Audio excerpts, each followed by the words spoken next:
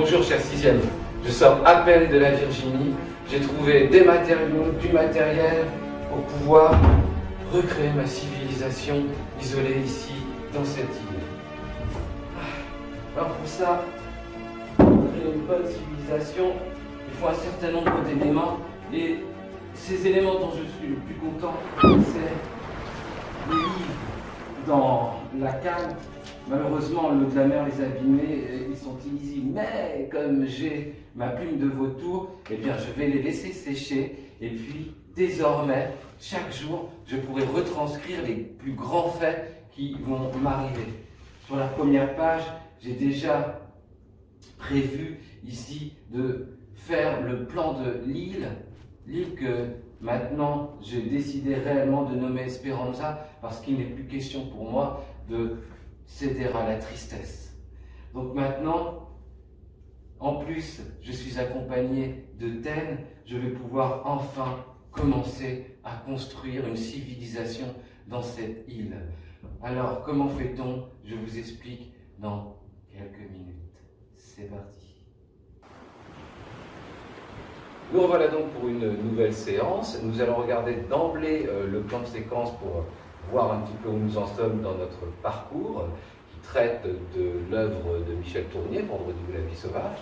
Si nous regardions un peu ce que nous avons fait jusqu'alors, la séance précédente traitait du passé composé, parce que vous voyez qu'en fin de séquence, il y a une évaluation et il s'agissait de maîtriser le temps du dialogue dans une rédaction.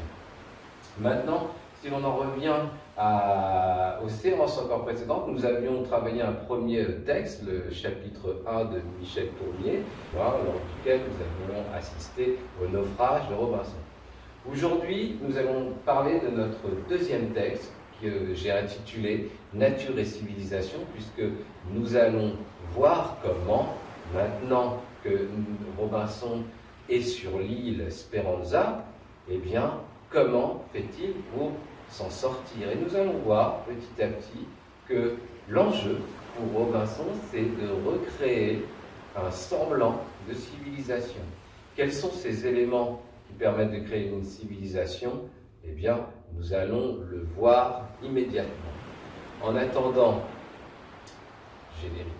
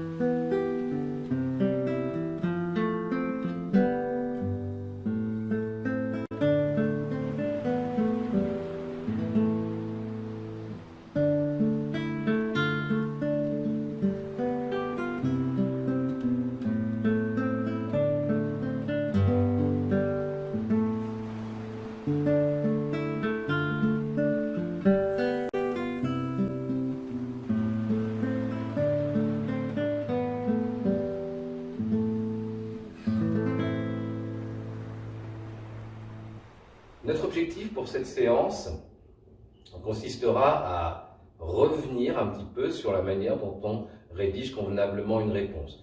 Et en même temps, il s'agissait plus globalement de voir et d'apprécier comment l'on comprenait un texte.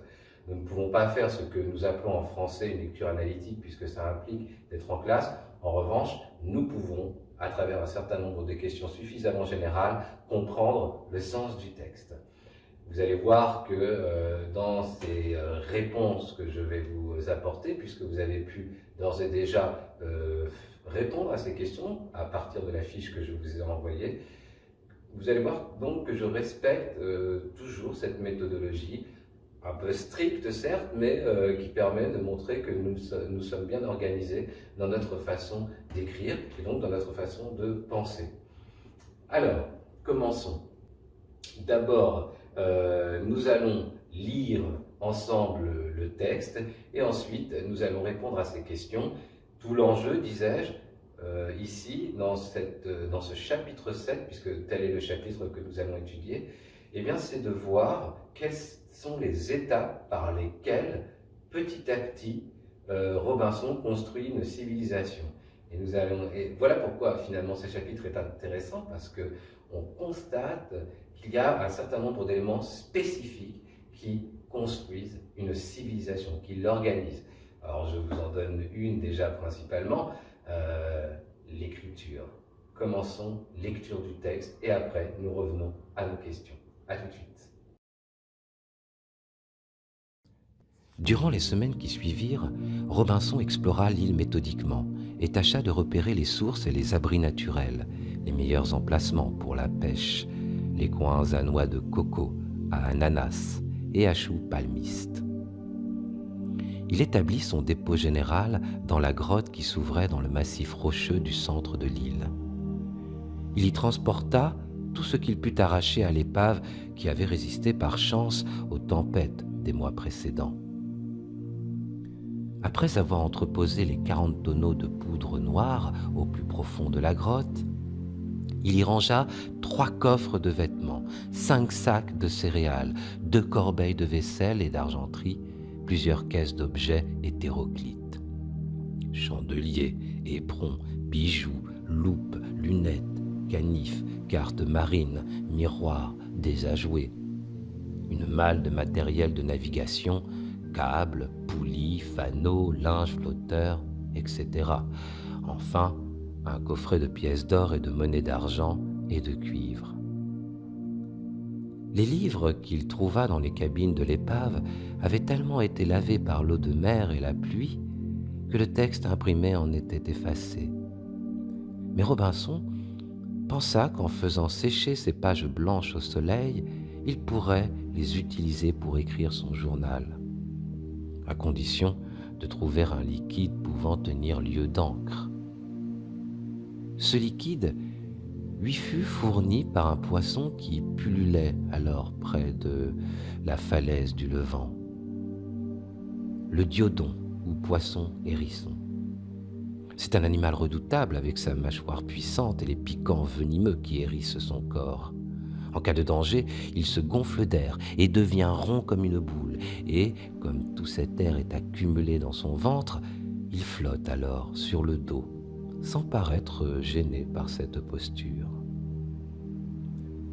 En remant avec un bâton l'un de ces poissons échoués sur le sable, Robinson avait remarqué que tout ce qui entrait en contact avec son ventre prenait une couleur rouge tenace et voyante qui pourrait lui tenir lieu d'encre.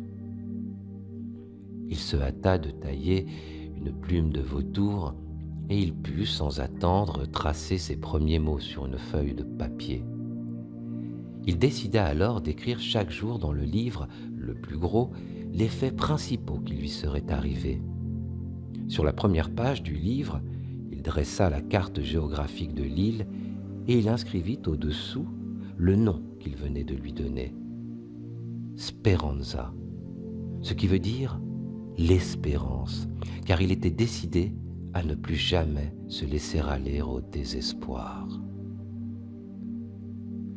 Parmi les animaux de l'île, les plus utiles seraient à coup sûr les chèvres et les chevreaux qui s'y trouvaient en grand nombre, pourvu qu'ils parviennent à les domestiquer. Or, si les chevrettes se laissaient assez facilement approcher, elles se défendaient farouchement dès qu'il tentait de les traire. Il construisit donc un enclos en liant horizontalement des perches sur des piquets qu'il habilla ensuite de lianes entrelacées. Il y enferma des chevaux très jeunes qui y attirèrent leur mère par leurs cris. Robinson libéra ensuite les petits et attendit plusieurs jours. Alors, les pies gonflées de lait commencèrent à faire souffrir les chèvres qui se laissèrent traire avec empressement. L'examen des sacs de riz, de blé, d'orge et de maïs qu'il avait sauvés de l'épave de la Virginie réserva à Robinson une lourde déception. Les souris et les charançons en avaient dévoré une partie dont il ne restait plus que de la balle mélangée à des crottes. Une autre partie était gâtée par l'eau de pluie et de mer. Il fallut trier chaque céréale grain par grain, un travail de patience long et fatigant.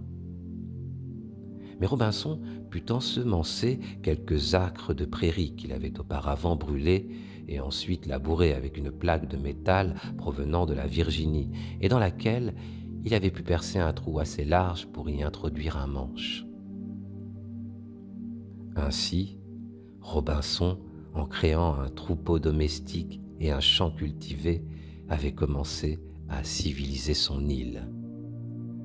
Mais ce n'était encore qu'une œuvre fragile et limitée, et il avait souvent la révélation que l'île restait une terre sauvage et hostile. C'est ainsi qu'un matin, il surprit un vampire accroupi sur un chevreau qu'il était en train de vider de son sang. Les vampires sont des chauves-souris géantes pouvant atteindre jusqu'à 75 cm d'envergure, qui s'abattent doucement la nuit sur le dos des bêtes endormies et sucent leur sang.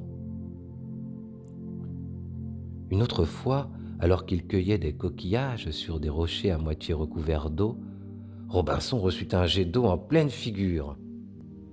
Un peu étourdi par le choc, il fit quelques pas, mais fut arrêté par un second jet qui l'atteignit encore au visage. Il finit par découvrir dans un trou de rocher une petite pieuvre grise qui avait l'étonnante faculté d'envoyer par sa bouche des projections d'eau avec une extraordinaire précision.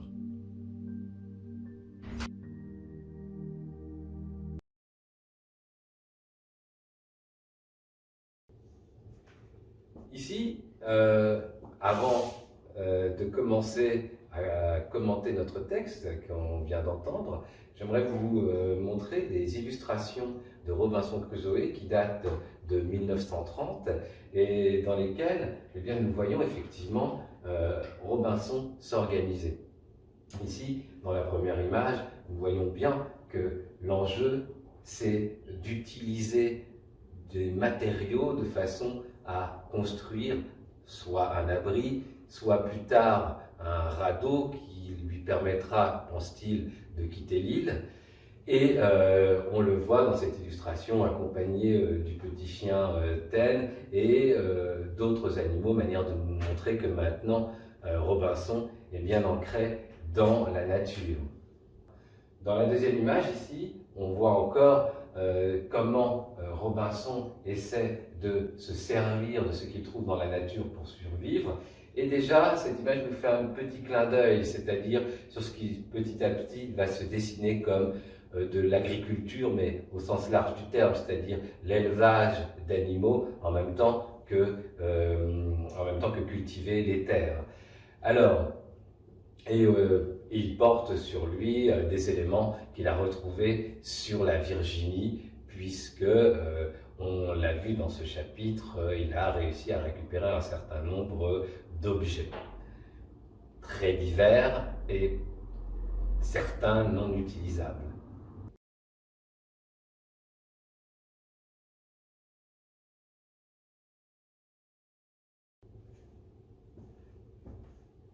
Alors, la première question que je vous posais traitait de la manière dont justement Robinson allait petit à petit, dans son parcours, recréer un style de civilisation. À la lecture de ce chapitre, quelles sont les étapes qui permettent à Robinson de créer une forme de civilisation? Alors, j'en attendais 3 ici, 3 qui sont assez explicites. D'abord, on est véritablement du côté de la nature, c'est-à-dire que Robinson va explorer méthodiquement l'île et va chercher des abris, voire des sources, parce que il est évident que lorsqu'on se trouve sur une île, une des premières choses à faire, c'est de trouver les éléments qui vont nous permettre de subsister. Et en l'occurrence, la première, l'eau. On peut encore attendre lorsque nous n'avons pas de nourriture, mais l'eau est la première urgence. Voilà pourquoi il se cherche non seulement des sources et puis des abris, parce que il craint énormément les animaux sauvages, donc l'aspect parfois un peu hostile de la nature. Dans le deuxième temps, ce sera l'écriture. Alors l'écriture, nous y reviendrons à travers la dernière question, mais l'écriture, justement, ce texte nous montre que c'est une des étapes importantes dans la construction d'une civilisation. Il y a cet aspect-là. L'écriture, c'est ce qui permet de sauvegarder la mémoire. Mais il n'y a pas que cela. L'écriture ici, dans le cadre d'un isolement extrême, d'une solitude absolue, eh bien, c'est ce qui va permettre à Robinson de pouvoir penser, de pouvoir parler presque à quelqu'un d'autre, puisqu'il va décider d'écrire son journal. Et puis, en plus, symboliquement, le premier mot qui sera écrit sur ce journal sera Speranza, ce qui signifie l'espoir. Alors, quelle réponse on aurait pu écrire? Alors, je vous en propose une, certes un petit peu large. Vous pouvez la réécrire telle qu'elle sur votre fiche, il vous manquera peut-être un peu d'espace, alors vous pouvez résumer, ou alors encore écrire sur une feuille la réponse sur la feuille de sommaire. J'ai encore une fois mis en rouge les éléments qu'il est important de mettre lorsqu'on rédige convenablement une réponse. À la lecture de ce chapitre, le lecteur note 3 étapes essentielles à la reconstruction d'une civilisation. On comprendra ainsi ce qui la caractérise. D'abord, il s'agit de survivre. Voilà pourquoi Robinson explora l'île méthodiquement et tâcha de repérer les sources et les abris naturels. Puis, de trouver les objets essentiels à sa survie, d'où le champ lexical des objets. Ensuite, pouvoir écrire prend une place essentielle. Il faut inscrire sur papier pensées et connaissances. Enfin, l'agriculture permet la construction d'une civilisation car il s'agit d'exploiter les biens de la nature, animaux, culture des champs. Alors, commentons rapidement cette réponse. Et vous allez voir que sur plusieurs réponses, j'ai décidé de vous montrer qu'on pouvait insérer la citation de manière plus naturelle que de la présenter à la fin de la phrase en mettant 2 points et d'ouvrir les guillemets, etc. Non, parfois la citation, c'est notre étape supplémentaire, peut s'insérer au sein même de notre propos. Alors, c'est une version plus complexe, mais c'est une version qu'à titre personnel, je préfère parce qu'elle apporte une plus grande fluidité à la phrase et une lecture plus agréable. Alors, à la lecture de ce chapitre, c'était mis en rouge parce que manière de vous montrer que nous avons repris l'énoncé de la question. J'insiste sur les mots connecteurs comme d'abord, ensuite, enfin, que j'ai mis en rouge, qui montrent clairement que votre discours est organisé. Ici, la citation, vous apercevez que je l'ai intégrée au fil de ma phrase, et donc j'ai quand même mis entre crochets 3 petits points pour dire que eh bien, cette phrase commençait avant, mais que je l'ai ici amputée de façon à ce qu'elle entre très bien dans mon propos. On a le droit d'amputer une citation, il est obligatoire de le signifier par des crochets.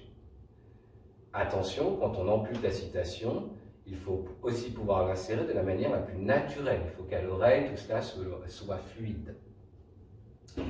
Voilà, donc ici, notre première réponse à la question. Nous allons regarder la deuxième.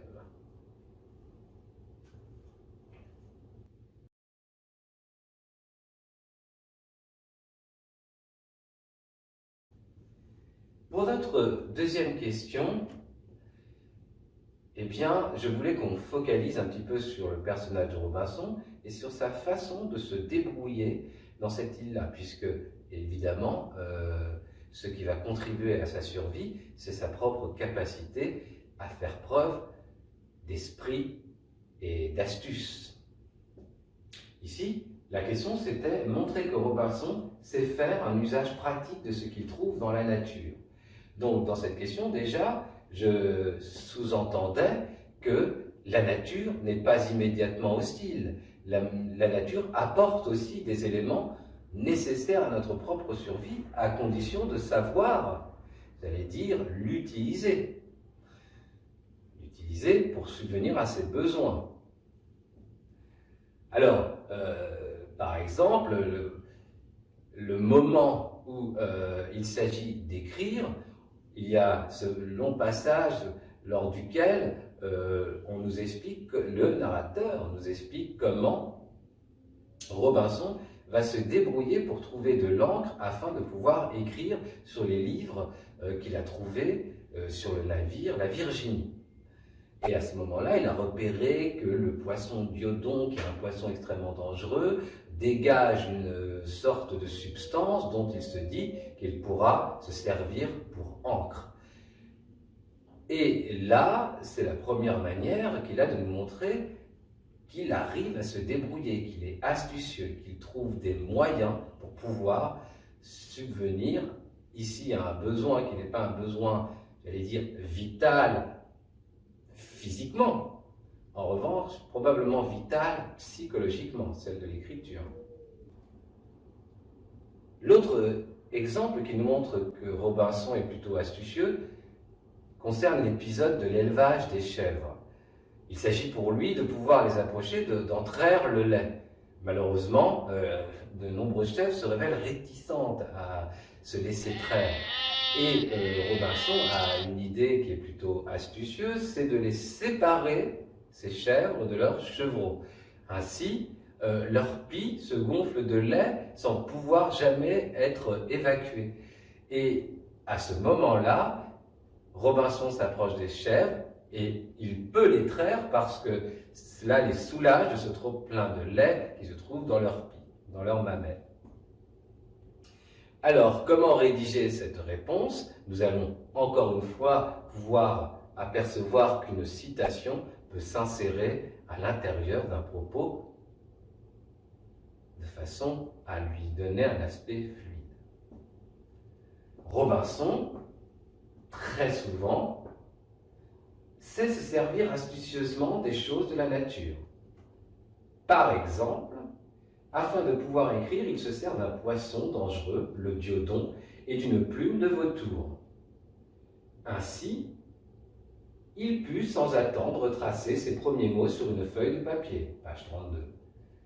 Mieux encore, afin de pouvoir traire les chèvres réticentes, il les sépare de leurs chevreaux. Les pies gonflées, provoquant de la douleur, les chèvres se laissent traire. Page 32-33. Alors évidemment, ici, je commente encore les éléments que j'ai mis en rouge. Attention, la pagination va être différente d'une édition à l'autre.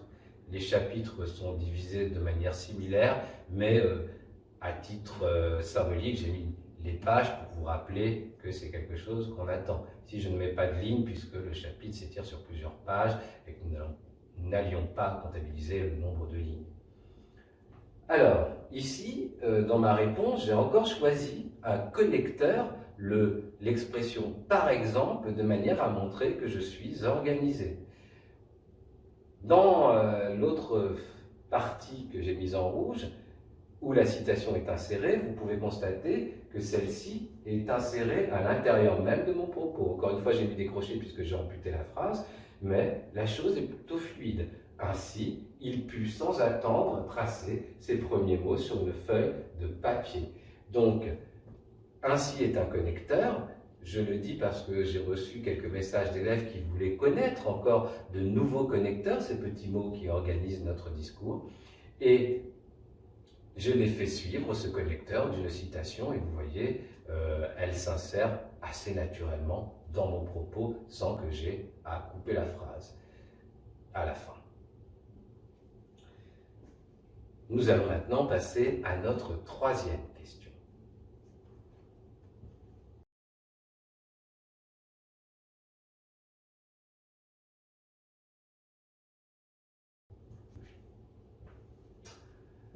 Alors bien sûr, la nature, on peut s'en servir, mais on n'est pas seul, si j'ose dire, et il arrive qu'on ait affaire à des mésaventures, c'est ce qui va se produire pour Robinson, mésaventures qui nous laissent quand même penser que parfois la nature peut nous être hostile. Elle n'est pas en soi dans le souhait d'être hostile, mais effectivement, la multiplicité des animaux, des insectes, implique une certaine adaptation. Alors, justement, voici la question que je vais vous poser à cet égard. De quelle manière la nature peut-elle aussi se révéler hostile? De quels insectes ou animaux nuisibles Robinson découvre-t-il l'existence? Citez le texte. Ah, alors dans cette question, j'ai fait exprès, pour vous le rappeler, de poser plusieurs questions. Je vous le disais lors de la séance 2, que parfois, derrière une question, il y en a plusieurs. Et donc, qu'il s'agit de bien répondre à l'ensemble des questions, de respecter l'ensemble des consignes demandées. Par exemple, dans cette question, vous en aviez 3, puisqu'il s'agit d'abord de dire de quelle manière la nature peut-elle se révéler hostile, ensuite, de quels animaux ou nuisibles Robinson découvre-t-il l'existence, et enfin, ne pas oublier de citer le texte. Alors évidemment, là je l'ai bien précisé qu'il fallait citer le texte, parfois ce n'est pas précisé, mais il est toujours bon d'y penser. Alors évidemment, le problème, il y a les éléments naturels qui rendent parfois la nature un peu hostile. Lorsque Robinson trouve des sacs de maïs, d'orge et de riz, le problème c'est que les graines, le riz, etc. a pourri à cause de la pluie et à cause de l'eau de mer. Donc, première manifestation, j'allais dire, hostile pour Robinson des éléments. Outre les éléments, Robinson a aussi des adversaires. Ici, dans ce chapitre, ce sont les souris et les charançons. Alors, pourquoi? Parce que ces petites bêtes ont dévoré une partie des aliments que Robinson avait, en y laissant que des petites crottes ou des balles. Des balles, ce sont les coques des graines. Simplement, c'est ce qui lui reste. Alors, pour répondre à cette question, je vous propose ici de mettre en évidence ces deux aspects. À bien des égards, la nature peut se révéler hostile. Par exemple, les sacs de riz, de blé, d'orge et de maïs ont été abîmés par l'eau de pluie et de mer.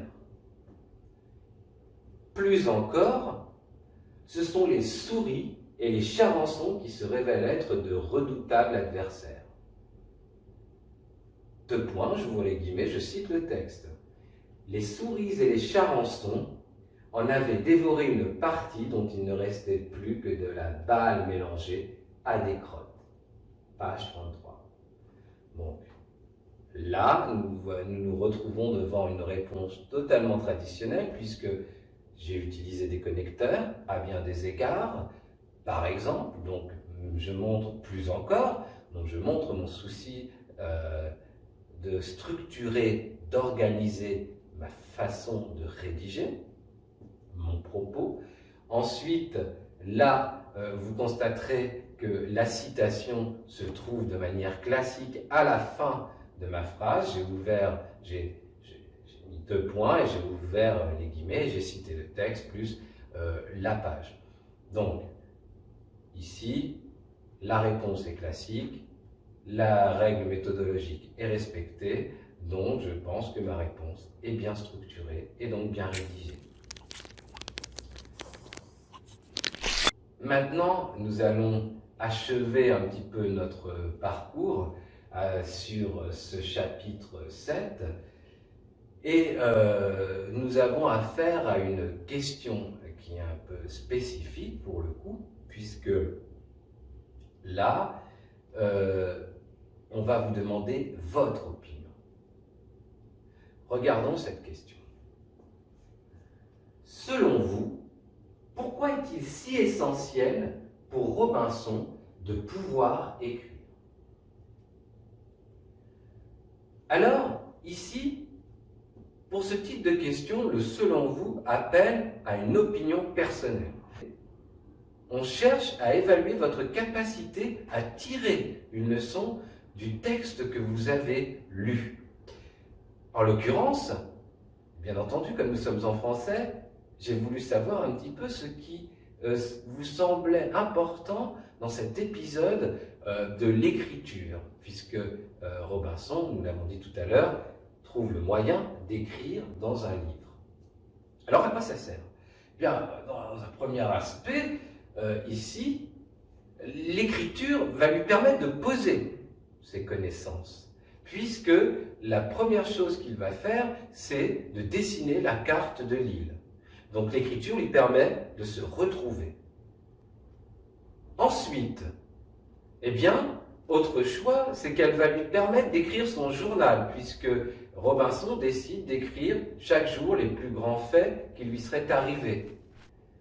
Cela laisse pratiquement entendre que même dans son isolement, l'aventure continue. Il ne se passe pas rien. Au contraire, cela peut-être revêt un aspect artificiel, mais il est sans doute nécessaire pour lui de sentir que dans sa vie, il se passe encore un certain nombre de choses, qu'il y a des événements et que ces événements méritent d'être relatés. Plus encore, l'écriture aussi, dans cette situation d'isolement, va lui permettre de soulager sa douleur. La douleur, ici, est surmontée, le sait-on, parce que le premier mot qui sera écrit sur ce journal sera le nom de l'île, mais ça reste le premier mot, Speranza, espoir. Car, dit-il, il ne veut plus désormais se laisser aller au désespoir.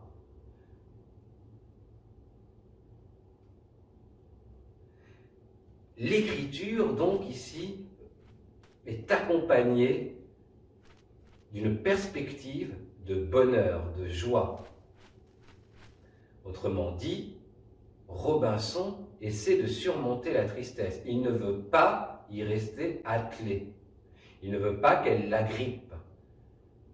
Il réclame presque à ce moment-là la possibilité de retrouver la joie de vivre.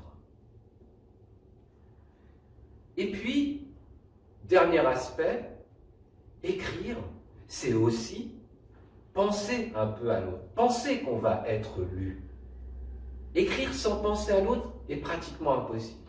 Donc, à ce moment-là, Robinson crée une sorte de double voix. Donc, je dirais que c'est même ce qui va permettre à Robinson de se maintenir psychologiquement. Comment ne pas sombrer dans la folie lorsqu'on est seul, lorsqu'on n'y a plus de repères, lorsqu'on ne parle plus à personne? Eh bien, l'écriture va sauvegarder, j'allais dire, sa santé psychologique. Voilà, selon moi, les éléments qui ressortent de ce texte à la lecture de cet épisode concernant l'écriture. Je vous propose ma rédaction de cette réponse qui impliquait un point de vue plus personnel. Dans la situation où se trouve Robinson, le fait d'écrire apporte beaucoup de bienfaits. D'abord, l'écriture permet de poser ses connaissances. Citation. Sur la première page du livre, il dressa la carte géographique de l'île. Page 32. Ensuite, elle lui permet d'écrire son journal. Il décida alors d'écrire chaque jour, dans le livre le plus gros, les faits principaux qui lui seraient arrivés. Enfin, dans une situation d'isolement, elle soulage de la douleur, Voilà pourquoi le premier mot qu'il écrit est speranza. Citation. Ce qui veut dire l'espérance, car il était décidé à ne plus jamais se laisser aller au désespoir. Page 32. L'écriture permet de se repérer. Elle apporte une aide psychologique pour ne pas devenir fou dans la solitude totale.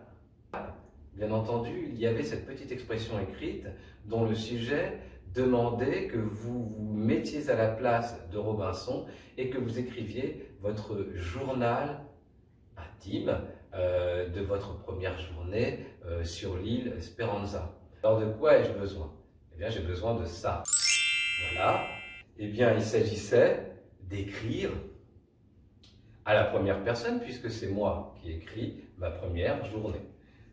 Donc, je pouvais raconter très bien comment j'ai pu réussir à traire les chèvres, comment j'ai pu construire un abri, etc., etc. Une découverte extraordinaire sur l'île. Enfin, c'était comme vous le souhaitiez. Voilà. Eh bien, nous allons maintenant récapituler pour conclure cette leçon. Voilà, nous sommes arrivés à la fin de notre leçon qui s'intitulait « Nature et civilisation ».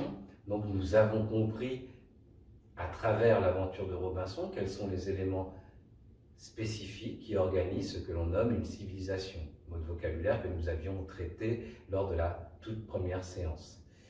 Alors une civilisation, ça commence d'abord par utiliser les matériaux que nous offre la nature. En second lieu, autre aspect qui caractérise ici la civilisation, c'est l'écriture. Nous avons vu exactement quel bienfait l'écriture apportait.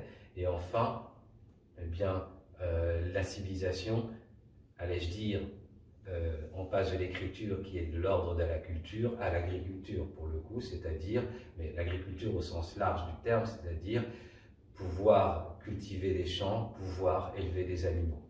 Voilà ici pour ce chapitre qui nous apprend d'une certaine manière un petit peu à survivre dans une situation d'isolement, pourquoi pas de confinement.